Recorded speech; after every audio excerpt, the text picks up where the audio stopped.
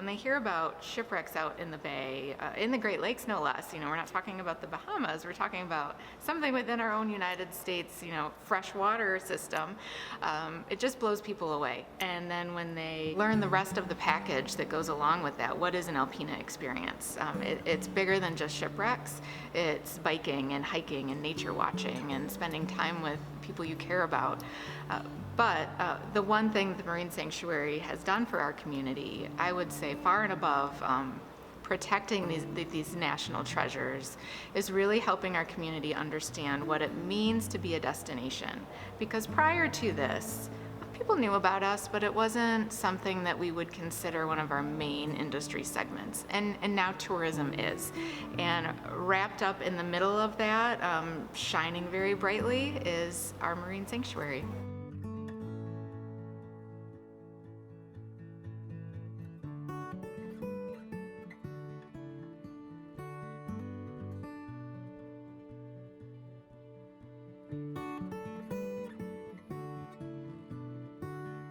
Thunder Bay is really an absolutely incredible place, and it's a place that has incredible natural resources and incredible cultural resources, and I think that's what really makes it special. It's where the cultural resources interact with the natural resources, and there's over 200 historic shipwrecks off the shores here.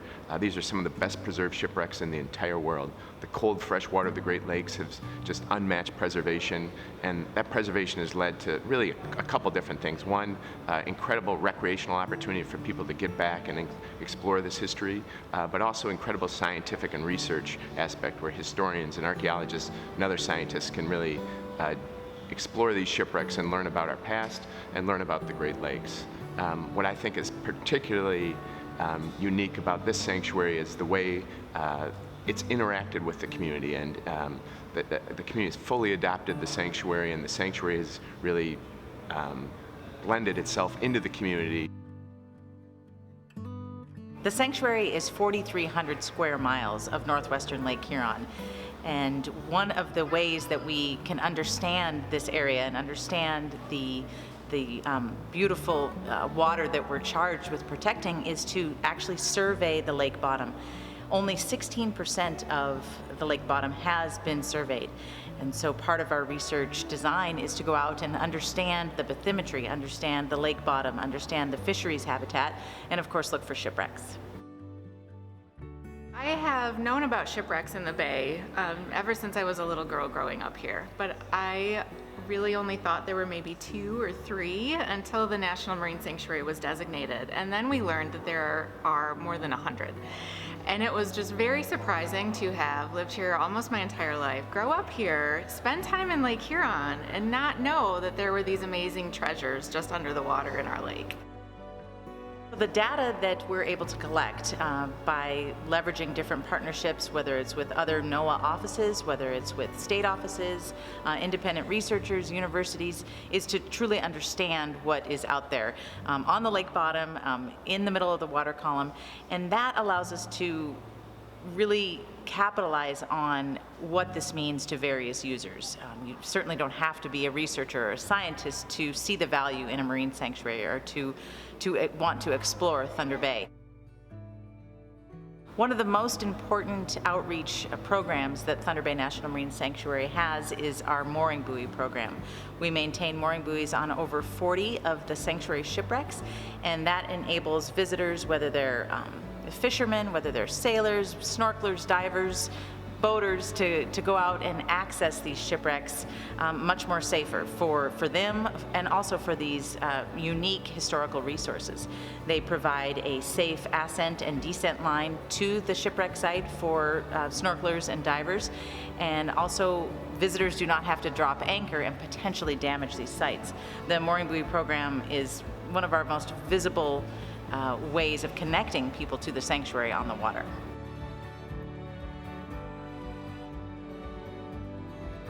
So a lot of the traditional industry, manufacturing industry that we're familiar with, that's Alpena. Very blue collar, hardworking community. Over the years, when one industry kind of came to fruition and then fizzled out a little bit, just like the logging era. Folks who lived here believed that this was such a special place to live, they didn't want to give it up. So they would always invent something to keep them going. And year after year throughout our history, you can see that in how we went from logging, well, first was fishing, then logging, and then into some open pit mining and assembly manufacturing and fabrication. So when the Marine Sanctuary was starting to be a serious discussion amongst leadership in the community, it was really one of our first forays into taking tourism seriously. And there are a lot of different kinds of tourism. There is recreational tourism, there's historic tourism, art and culture tourism, and the Marine Sanctuary really encapsulates a lot of those things. Science, industry, pulls it all together and packages it in a way that is really exciting for people. We're sitting in the Great Lakes Maritime Heritage Center. It's over 30,000 square feet of exhibits, education space, research laboratories, and administrative space.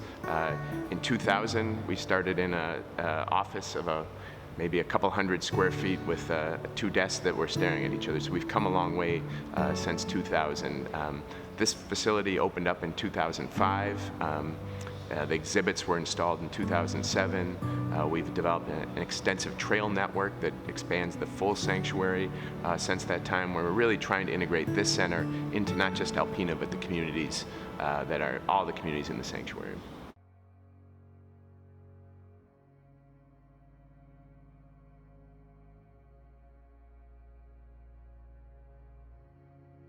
The headquarters office is in an old factory.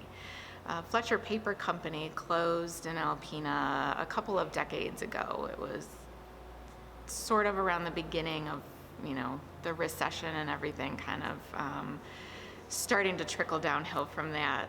And it was devastating. It was devastating for Alpena. There were a few hundred people that worked there, and the company did everything they could to try and remain open.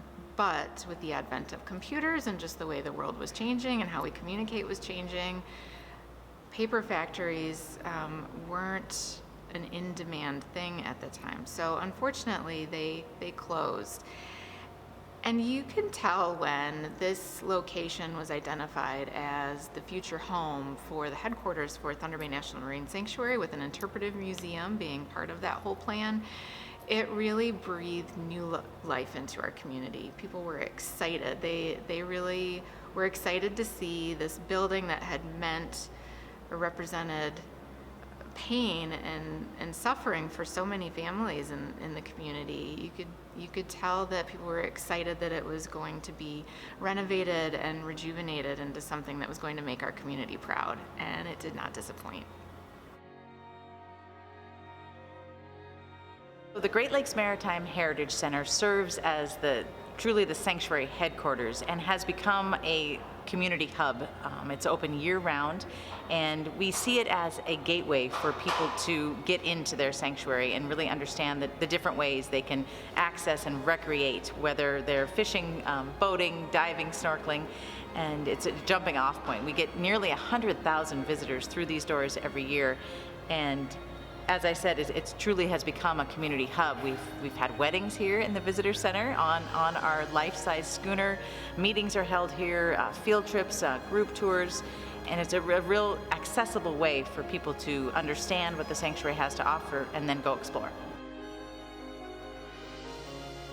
It's really helping pull people into the downtown of Alpena and helping them not just learn about the sanctuary, but discover what Northeast Michigan has to offer.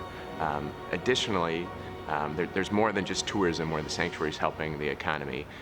I believe that our programs with our partners help improve the quality of life, which help attract people that want to live in the community, that want to start businesses in the community, and really the attractions that we do, the promotion that we get, help people discover Northeast Michigan and just what an incredible place it is to live, work, and visit.